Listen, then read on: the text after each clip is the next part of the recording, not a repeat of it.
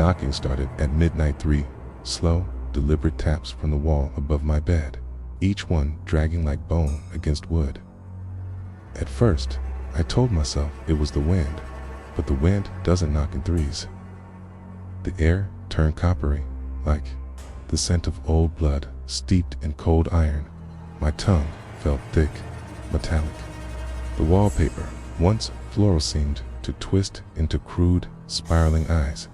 I could hear breathing inside the plaster. Wet, rattling breathing.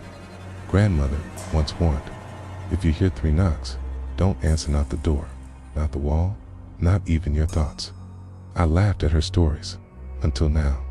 Then, silence. Sweet, absolute silence. I dared to believe it was over. I exhaled, shaking, tears streaking my face, and then a lullaby, sung by a child from inside the mattress. I reached for the light only, to find my hand already resting on a cold, unfamiliar face, whose hand touched back. Asterisk. I woke, choking on a scent I couldn't place, burnt hair laced with something sweet, syrupy. Came. My name, smeared backward across the fogged mirror, shimmered like it had been traced by something damp, but the windows were shut. No heat, no steam, just frost crusting the glass.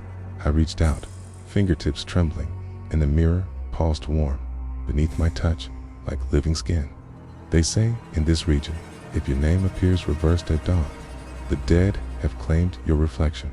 Just an old tale. Until now, the walls groaned, paint peeled like shedding skin.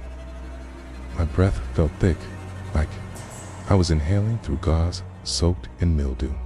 I whispered my name, trying to remember who I was, if I was still myself. Then, silence. A false calm. The air cooled. My mind cleared. I blinked, and in the mirror, my reflection stayed blinking, but I hadn't. Who was still watching me from inside? Asterisk. The closet door creaked open on its own, exhaling a breath of cold, mold-slick air that tasted like wet soil and rust. Hanging alone was the old fisherman's coat, navy blue, torn at the cuff and inexplicably dripping. But outside, the sky had been dry for days. The rain stopped last week, didn't it? The droplets hit the floor with an oily plap, staining the wood darker than water should beneath the hem. Something shifted slow, deliberate, like muscle crawling over bone. I reached for it, half in trance, half in terror. The elders here whisper that spirits soaked at sea return in their final garments, clinging to the coats they drowned in. I never believed them. A gust of wind slammed the door shut behind me. The room went silent. Then, nothing. The dripping stopped, relief, until the coat coughed, low, wet, human. But the voice it used was my father's, and he died 15 years ago. To Soul, who wore the coat now. Asterisk. The hallway was only 12 feet yesterday. Tonight, it stretched impossibly long, warped wood, groaning beneath every step like it resented my weight. The air thickened with the stench of damp ash and old vinegar, burning my throat with every breath. Each step echoed, not once, but twice. Mine, then another, slightly delayed, slightly heavier.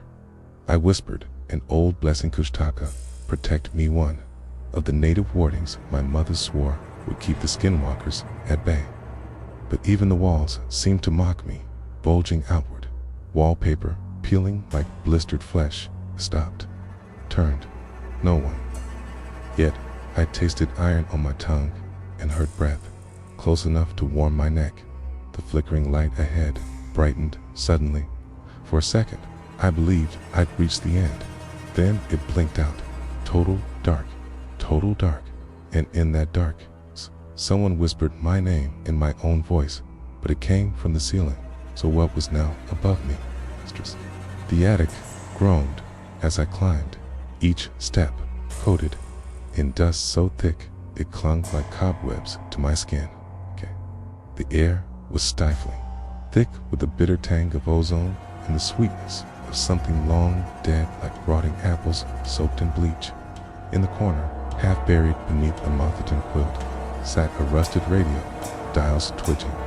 I hadn't touched it, but it crackled to life. The voice that poured out wasn't quite mind-slurred, distorted, pleading. Let me out, please. I remember now.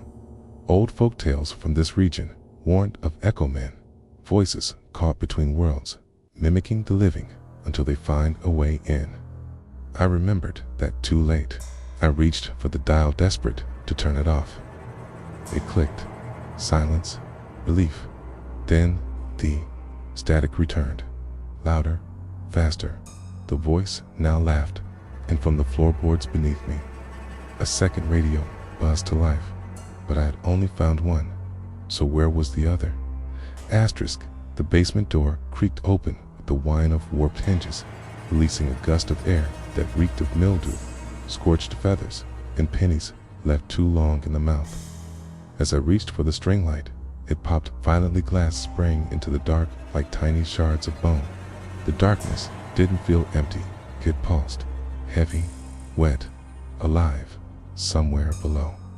Something inhaled, deep, rhythmic, and not in sync with me. My grandmother once said, basements are where the restless sink, pulled into the foundation by guilt and unfinished death. I told myself it was the furnace, a pressure leak. I even laughed for a second. Then the stair under my foot sighed, warm. I turned to flee, but the door slammed shut behind me, sealing with the sound of breath being held. And from below, a whisper clawed up the stairs. You left me here? But I never lived in this house, so who did I abandon? K. Asterisk. By morning, every photo in the house felt wrong. Its faces that once smiled now blurred into waxy smears. There is erased, hollowed out, as if scratched away by nails. The worst was the one I didn't remember taking me asleep in bed, mouth slightly open, blanket pulled to my chin. I live alone, always have. The scent of burned plastic lingered, mixed with something sweet and cloying like overripe fruit fermenting in a closed drawer. My throat tightened. The frames were warm to the touch, as if the pictures inside had been alive only minutes ago. I remembered a local tale, the eyeless watcher. They said, if you forget the names of the dead, they forget who they were on, begin to borrow others. I tore the photos down, burned them, relief, until I checked my phone. There was a new image, same angle, same bed, but this time I was awake. So, who's dreaming now? Asterisk. It began with a faint dripping, barely audible over the hum of the radiator. Then came the smell, coppery, thick, and metallic, like a nosebleed in the dead heat of summer. The wallpaper, once pale and floral, bubbled outward like something behind it was breathing. I reached out against every instinct. My fingers sank into a crimson smear, not paint. It was warm, sticky, and it pulsed beneath my skin like a second heartbeat. The elders used to say, the land remembers every death, and when the blood returns, it's not to forgive. I stumbled back, gagging. The floor beneath me squelched. The ceiling groaned like a throat clearing. I ran to the window's sunlight.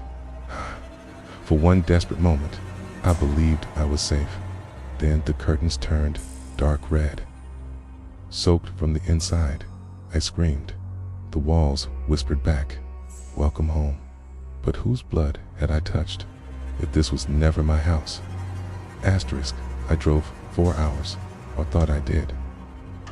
The frostbitten roads looped endlessly, each turn leading into the next like an Escher sketch carved from ice. Every mile marker flickered like dying neon until they read welcome back. The air grew thick, syrupy, with the stink of spoiled milk and burned pine. My steering wheel felt sticky, like it had been handled by something with too many fingers. The town sign loomed again, coated in hoarfrost and old blood. Locals whisper of the turning, a curse that traps the guilty inside the land. they wronged. But I hadn't wronged anyone, had I? My phone buzzed violently in my pocket, despite its dead screen.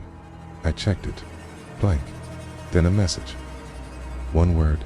Stay. I screamed. Slapped the screen. Silence returned. Hope. Then the radio clicked on. A voice line, but older, whispered, "You already did." So, who's been trying to leave? This whole time. Asterisk, I ran until my lungs burned, until the taste of blood and pine needles filled my mouth. When I reached the clearing, relief flooded through me, sunlight, real and golden, pouring through the trees. A road, civilization, escape. But then I saw it, the town sign again, grimed with frost, leaning slightly as if watching me. My name was carved beneath, "Welcome to Wittecatched," deep, fresh, bleeding sap like an open wound. The birch trees swayed without wind. Their branches clicked like teeth. Behind me, I heard shutters creak open in unison, and the smell of scorched paper filled the air. My vision blurred. The forest shimmered, showing flickers of memory that weren't Mina burning church. A girl locked in a root cellar, eyes sewn shut. I dropped to my knees, cried, prayed. Silence. Then the ground vibrated beneath me. Slow, heavy footsteps. But I hadn't moved, so who was walking toward me?